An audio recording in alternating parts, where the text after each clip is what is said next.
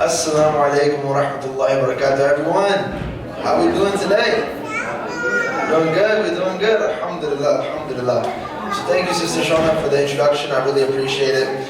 To tell you all a little bit about myself, what I am, who I am. So my name is Shaheer. My full name is Muhammad Shaheer Khan, but we'll just stick with Shaheer. You can call me Shaheer for now. And as we go on with this, I'm a psychology student and I love to help others. I have a passion for helping others for the sake of Allah subhanahu wa ta'ala. I want everyone to get into a mind state where they can feel at peace with themselves and grow as an individual. So today's topics, I want to start off with a question first of all. Have you ever felt overwhelmed by life's problems and challenges but found peace in a single moment of gratitude? That's just a general question I'm asking. We often go through a lot of life's challenges and problems, but we often find peace in a small moment that we have when we are practicing gratitude. It might be a small moment where you realize, oh, Ya Allah, thank you so much for everything you've given for me. You've given me so much to be grateful for. And that's kind of the message and theme I want you guys to go off on when you hear my speech today. So I thank you all for coming, and I'm really excited to talk about this today. So my themes for today are mindfulness, gratitude, and how to stay resilient through life's ups and downs. Right? So starting off with mindfulness, what is mindfulness? People have different definitions for it and different areas that they like to think of when they think of mindfulness. But the way I like to think of mindfulness is simply put, being present in the moment. We have this moment right now. Right now I'm speaking to all of you, all my beautiful brothers and sisters in Islam. And I want you guys all to understand that mindfulness is a practice of really just taking in the moment, understanding that we're here, and our focus should be in this present moment, right? The present is a beautiful thing. Let me explain to you about the present moment. We have the past, it's in the books, we can't change it. We have the future, it's not here yet, so we don't have to stress about it. The only moment that we can truly ever experience is the present moment. I share this quote, I share this line with everybody that I meet, or like a lot of people that ask me for a piece of advice. I often share with them this piece of advice because I know how important it is to truly understand that being in the present moment is really important, right? So you guys have to understand that we've established how important the present moment is. Now how do you get in the present moment, right? So in order to get into the present moment, there's a couple of different practices that we can do. First of all, we as Muslim beings, we should be grateful for our deen and our iman, because it practices and teaches us how to stay mindful in the moment. How? With salah. With salah is very important, because when we are practicing and standing in front of Allah subhanahu wa ta'ala, hands crossed, and we are just having a conversation with the Almighty, in that moment we can truly feel that, okay, I am present in this moment and I'm having a conversation with Allah and I'm worshiping Allah subhanahu wa ta'ala and I'm not worried about anything else. That we call is khushu. When we have this type of meaningful conversation with Allah subhanahu wa ta'ala, right? So now, what are some benefits of mindfulness? Some benefits of mindfulness is basically like you get reduced stress, you get more emotional balance, and you are able to have a stronger connection with Allah. Now, I want you guys to do a kind of exercise with me. It'll be a short one, real quick one, and I think you guys will enjoy this. So in a few moments, we're going to close our eyes, and don't worry, when you close your eyes, I'm not going to rob you. We're just going to have a good moment where we close our eyes, and before we close our eyes, I want us to inhale through our nose, with a deep inhale through our nose, like this. Hold for 5 seconds, 1, 2, 3, 4, 5, and then slowly exhale through your mouth, and make a slow O shape and a sound like this. It'll be pretty interesting. So now close your eyes with me, guys. And take a deep breath in through your nose. Hold it for 5 seconds.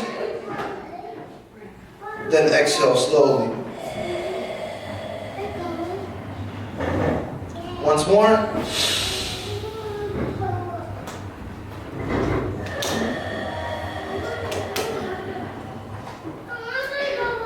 Now you can slowly open your eyes. And subhanallah, alhamdulillah, Allahu Akbar. I can tell just by the smiles on your guys' faces how peaceful you guys must have felt. And that is truly the power of being grateful, the power of being mindful in the moment. So I'm glad you guys did that exercise with me. I really appreciate it. And I want to ask the question, anybody in the audience can answer. How did that moment make you feel just now? If anybody would like to share? More relaxed. More relaxed? Thank you. Thank you. I appreciate that. Yeah, you definitely feel more relaxed. You feel like you're calm. Nothing's bothering you. And, in the present moment, we don't have things to worry about because we're in that present moment. Okay, so now moving on. Let's move on to the importance of gratitude. Gratitude is super, super important. Why? Because gratitude shows us how we can practice gratefulness, how we can practice different things that really make sure that we have actually something to be grateful for. Okay, now let me explain it. There's a ayah in the Quran from Surah Ibrahim, ayah number 7, which states, if you are grateful, I will surely increase you in favor. Subhanallah. Allah subhanahu wa ta'ala is telling us that if we are grateful, He will increase us in favor. He will increase us with more bounties, with more things that we can be grateful for, right? And I would like to recite another ayah that emphasizes this point and actually encapsulates gratitude in a whole, which is Bismillah ar-Rahman ar-Rahim. فَبِأَيِّ آلَاءِ رَبِّكُمَا تُكَذِّبَانِ. So then which of the favors of your Lord would you deny? So subhanAllah, Allah subhanahu wa ta'ala is telling us throughout the Surah Rahman that we have so many favors and blessings we have given to you. The least you can do is be grateful for it and accept that Allah subhanahu wa ta'ala is the one who has given you all of these things, because nothing happens without the will of Allah subhanahu wa ta'ala. Nothing happens without the will of Allah subhanahu wa ta'ala. So there are a couple of ways that I'd like to share some examples of gratitude, Like whenever we go through a hard time, it's really important to understand patience and qadr. Sabr and qadr. What is qadr? Qadr is destiny. And we can go towards our destiny through proper intention, through proper actions, and we can also change our destiny through dua. Right? So when we have belief that Allah subhanahu wa ta'ala has a beautiful destiny ahead for us, and we also have sabr in the present moment with gratitude, it's basically like a whole equation that's going on, right?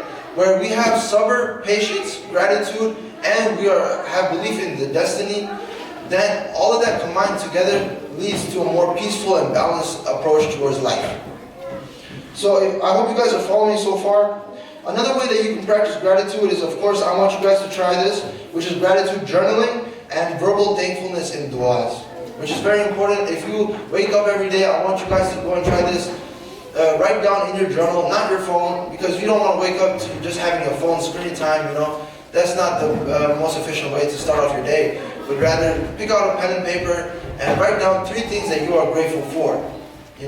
These 3 things have to be unique, meaning that if the next day when it's time to write these 3 grateful things again, you don't write what you wrote down yesterday, because we have endless things that we can be grateful for. So alhamdulillah, that's what I guys want you to do.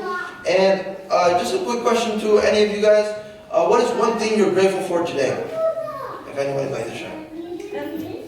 Health? MashaAllah, alhamdulillah. Yeah, health is a really beautiful thing. Yes, go ahead. Deen, yes. Yes, my mom, when I was practicing this speech before I came up on here, my mom actually told me that the beautiful, most grateful thing we can be grateful for is actually our deen. Alhamdulillah, because Allah subhanahu wa ta'ala gave us a roadmap to how we can live our life, and Allah subhanahu wa ta'ala gave us ways that we can forever be grateful for with the practice of our deen. Alhamdulillah. So now, the last thing I want to talk about with you guys today is how to cope with life's ups and downs, right?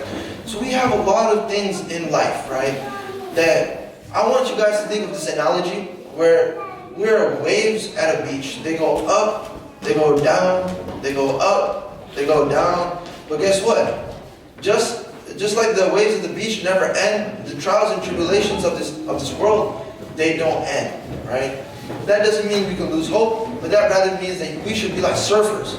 We should ride the wave, man. We should ride the wave. We should be going up with the wave, and we should be going down. And even if we crash, guess what? The surfers always come back up. They always come back up to the surface and they're ready for the next wave. That's the way I want you guys to truly look at life's challenges and look at life's tribulations. Right? So subhanAllah, that's one way we can practice dealing with life's ups and downs. Another way is acceptance. Acceptance is very important. When you know that something is coming at you and you can't control it, you can control the way you react to it, which is very important. You know? You can control the way you react to it.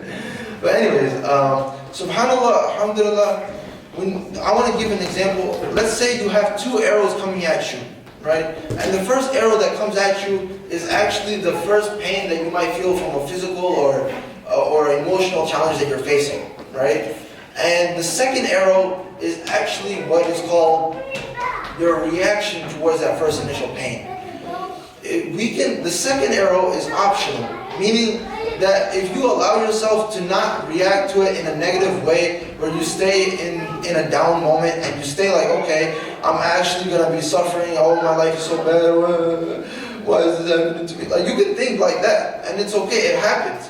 But pulling yourself out of that moment and not letting that second arrow hit you, but rather you deflect that arrow and you just go based off of like, okay, I can do this. Yeah, I can do this. Alhamdulillah, through the will of Allah subhanahu wa ta'ala, we can do anything that we want to do.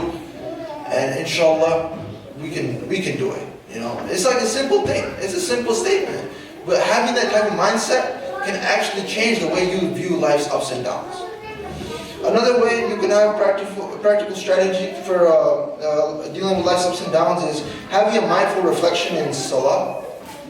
Making sure that like after salah you take time out to properly reflect, okay, why am I in this position in my life? And what can I do to actually improve myself out of this position and get from a better position in this life from how I was yesterday, right?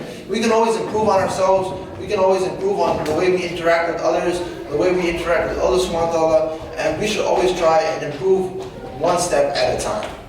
Another way you can practice dealing with life's ups and downs is dhikr. Dhikr for inner peace. Our hearts are the core of our emotions. Dhikr can cure our heart, can heal our heart, and inshallah, you can just say a simple alhamdulillah, you know, subhanallah, Allahu Akbar. You can say whatever you want, but this type of zikr is really what's going to get you in a state that allows you to accept life's ups and downs. And like I said, we're that surfer, we're riding the wave. So it'll help you get control off of that surfboard, inshallah. Right.